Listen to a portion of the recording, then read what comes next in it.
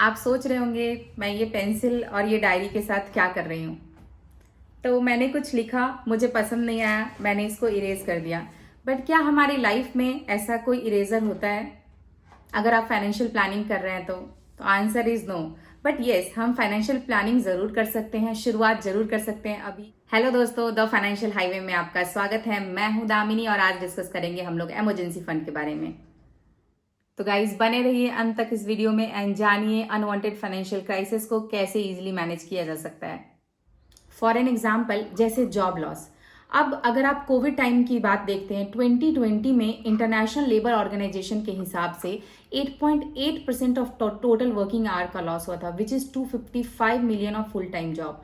मतलब आप ये समझ सकते हैं कि कितने सारे लोगों का जॉब लॉस हुआ था एक स्पेसिफिक टाइम में, एक स्पेसिफिक ईयर में। तो इस सिचुएशन के लिए, ऐसी सिचुएशन से लड़ने के लिए आपके पास अगर कोई फंड है तो आप चैन की नींद सो सकते हैं रात में। आपको ये टेंशन नहीं होगी कि अब ऐसा हो गया, मेरे जो बेसिक नीड्स है, जिस नीड्स को मैं चेंज नहीं कर सकता हूं, उस नीड्स पे या कर सकती हूं, उस नीड्स का जो एक्सपेंसेस है मैं उतने पैसे कहां से पर मंथ लेके आऊं कि मेरी फैमिली का, मेरा जो बेसिक नीड है वो पूरा किया जा सके।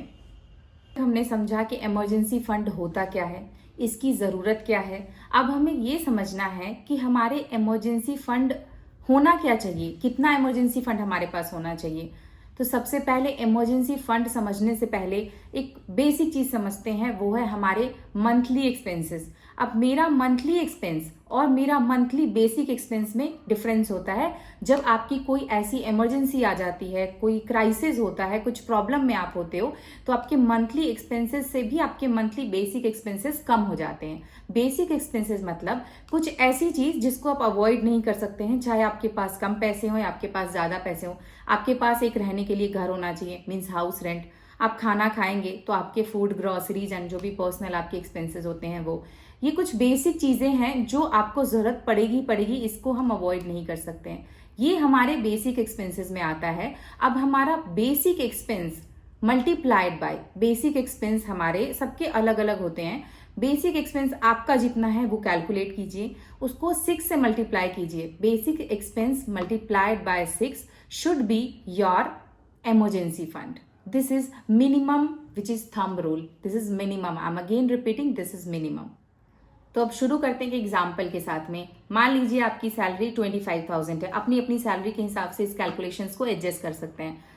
25,000 का आपका जो बेसिक एक्सपेंस जाता है वो 15,000 रुपीज है। 15,000 को आप 6 से मल्टीप्लाई करेंगे, क्योंकि basic expenses should be multiplied by 6। जो अमाउंट आता है यही अमाउंट आपका इमरजेंसी फंड होता है। अब आपने 6 से मल्टीप्लाई किया, ये हो गया 90,000 रुपीज। अब जब तक आपका 90,000 पूरा नहीं हो जाता है, आप अपने इन्वेस्टमेंट मोड को, बाकी इन्वेस्टमेंट मोड को या बाकी लग्जरी एक्सपेंसेस को मिनिमाइज करने की कोशिश करेंगे और अदर इन्वेस्टमेंट मोड्स को रोक देंगे फिलहाल के लिए, जब तक आपका इमरजेंसी फंड रेडी नहीं हो जाता। इमरजेंसी फंड हमारा कब हमें पता लगे कि मेरा इमरजेंसी फंड पूरा हो गया है, कितने पर मंथ हमें किस तरीके से सेविंग्स डालनी चाहिए। तो लेट्स से कि आपका सैलरी 25,000 है, उसमें आपके एक्सपेंसेस, जो बेसिक एक्सपेंसेस है वो 15,000 है। 15,000 को आपने 6 से मल्टीप्लाई किया, which was the thumb rule, तो 90,000 रुपीज आपका इमरजेंसी फंड है। ये फंड जिस समय पूरा हो गया, you are done. So now आपकी सैलरी 25, 15 आपका बेसिक एक्सपेंसेस है, 10,000 आपके बच रहे हैं। इस 10,000 में 3,000 रुपीज आप कहीं और एक्सपेंस कर रहे थे अपने वॉन्ट्स पे, और 7,000 आप किसी मोड ऑफ इन्वेस्टमेंट पे जमा कर रहे थे। तो जरा ठहरिए, अभी थोड़ी देर पहले हमने क्या डिस्कशन किया, ये बताया कि जो पहला स्टेप होता है फाइनेंशियल प्लानिंग का, जो the very first step in financial planning is this emergency fund. So जब तक आपका इमरजेंसी फंड नहीं बन जाता है, आप अपने वॉन्ट्स को कंट्रोल करेंगे, आप अपने अदर मोड ऑफ इन्वेस्टमेंट को रोकेंगे। सो सबसे पहले आपका इमरजेंसी फंड रेडी हो जाना चाहिए। जब आपका इमरजेंसी फंड रेडी हो गया, मीन्स आपके 10,000 रुपीज सेविंग्स थे, इसको जो आप 9 मंथ तक डालोगे तो आपका 90,000 रुपीज पूरा हो जाता है। जब ये 90,000 जो आपका इमरजेंसी फंड था पूरा हो जाता है, फिर आप अपने ये जो 10,000 की सेविंग थी उसको किसी अदर मोड ऑफ इन्वेस्टमेंट में एंट्री कर सकते हैं, डाल सकते हैं। अब हमने पीछे की सारी चीजें समझ ली, फंड क्या होता है, क्यों जरूरी है, कितना होना चाहिए। अब हमारे पास फंड आ गया है, अब सबसे अगला काम क्या है कि फंड तो आपके पास 90,000 रुपीज आ गए हैं, लेकिन इसको कहाँ रखना है? ऐसे कहीं पार्क कर देना है, ऐसे कहीं स्टॉक मार्केट में लगा देना प्रॉफिट के चक्कर में कि भाई बड़े पैसे आ गए अभी अपने पास में, लगा दो स्टॉक मार्केट में, खूब सारा प्रॉफिट कमाना है। तो नहीं, ये इमरजेंसी फंड है। इमरजेंसी फंड का मतलब कि ये फंड चुटकियों में लिक्विडेट हो जाना चाहिए। ये है आपका इमरजेंसी फंड। अब अगर आपने इसको कहीं भी वैसी जगह पे पार्क किया रखा जहां पे रिस्क इन्वॉल्व है, तो ये आपका इमरजेंसी फंड हुआ ही नहीं। इसको आप उस टाइम पे यूज ही नहीं कर सकते हो जब अचानक से आपको जरूरत पड़े। तो इमरजेंसी फंड कहाँ डालना चाहिए? इसका एक रेशियो है कि जो आपके पास पैसे बने उसका 30% जो अमाउंट है वो आपके सेविंग अकाउंट में होना चाहिए, कैश के फॉर्म में, जिस भी फॉर्म में आपको रखना है। मतलब मोस्टली आपको सेविंग अकाउंट में रखना है। कैश तो अभी कोई रखता नहीं है। कैश इन द सेंस कि आपके सेविंग अकाउंट में हो, आप जाओ कार्ड स्वाइप करो और निकाल लो वहां से। वो 30% अमाउंट होना चाहिए। एंड 70% आपका कहाँ जाना चाहिए? 70% अभी के टाइम पे ज्यादातर लोग लिक्विड म्यूचुअल फंड में लगाते हैं, क्योंकि ये लो रिस्क म्यूचुअल फंड है और स्पेशली इसकी गवर्नमेंट जो भी टाइप्स होते हैं, इन्वेस्टमेंट होता है गवर्नमेंट वाले होते हैं, तो ये इसका रिस्क जो है वो बहुत ही कम है। रिटर्न इसका ऑन एन एवरेज एफडी से ज्यादा है, जो आपके बहुत सारे मतलब अगर आप बिग बैंक्स में देखते हो तो बिग बैंक का जो रिटर्न है उसके कंपैरिजन में इसका रिटर्न ज्यादा है, और या तो 1-2% जरूरी ज्यादा है। एक और चीज है, अगर आप चाहें तो यहाँ पे कुछ पैसे आप एफडी में भी रख सकते हो, लेकिन एफडी में आप पे डिपेंड करता है कि आप कहाँ पे एफडी रखना चाह रहे हो। अगर आपने जैसे बहुत ही बड़े बड़े बैंक्स में, एचडीएफसीज में रखा, या फिर कुछ ऐसे बिग फर्म्स में, बिग बैंक्स में रखा, तो वहां पे रेट ऑफ इंटरेस्ट तो अभी बहुत ही कम हो गया है। लेकिन अगर वहीं पे आप स्मॉल फाइनेंस बैंक में रखते हैं अपना फिक्स डिपॉजिट, तो रेट ऑफ इंटरेस्ट अभी भी काफी अच्छा है, 6.5-7% के आसपास वो आरओआई दे रहे हैं। तो मतलब विच इज इक्विवेलेंट टू आपका लिक्विड म्यूचुअल फंड। तो आप पे डिपेंड करता है कि आप कितना किस हिसाब से रिस्क लेना चाहते हो, कौन सा चीज आपको बेहतर लग रहा है, सूटेबल लग रहा है अपने लिए। बट येस, 30-70 का रेशियो होना चाहिए आपके उस इमरजेंसी फंड का, जो 30 आपके बैंक अकाउंट में होना चाहिए एंड 70 आपके, मोस्टली प्रेफर करते हैं लोग लिक्विड म्यूचुअल फंड में रखने का।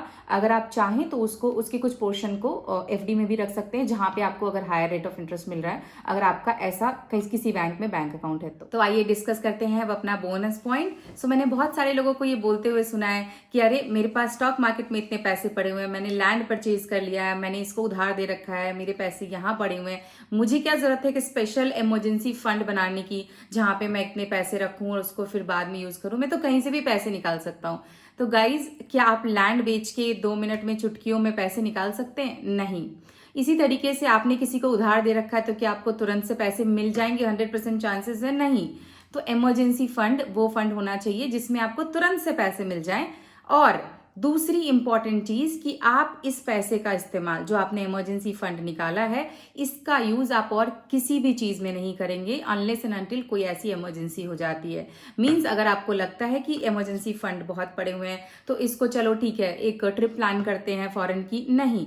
ये आपका फॉरेन का अगर आपको ट्रिप प्लान करना है तो ये आपकी पहले से प्लान होगी, मतलब वो इमरजेंसी नहीं है, वो उसके लिए आपको फंड अलग से रेडी करके रखना है। इसी तरीके से अगर आपके बच्चे का एडमिशन है तो वो आपको पहले से पता होता है कि एडमिशन है, वो भी आपके लिए इमरजेंसी नहीं है। सो इमरजेंसी फंड लाइक जैसे पहले बताया था, बिजनेस में कुछ लॉसेस हो सकते हैं, या फिर आपका फैमिली इश्यूज हो सकते हैं, या फिर कोई मेडिकल एक्सपेंसेस हो सकते हैं, वैसे जिसका आपको पहले से कोई आइडिया नहीं है, वहीं पे सिर्फ आप इस फंड का इस्तेमाल करेंगे।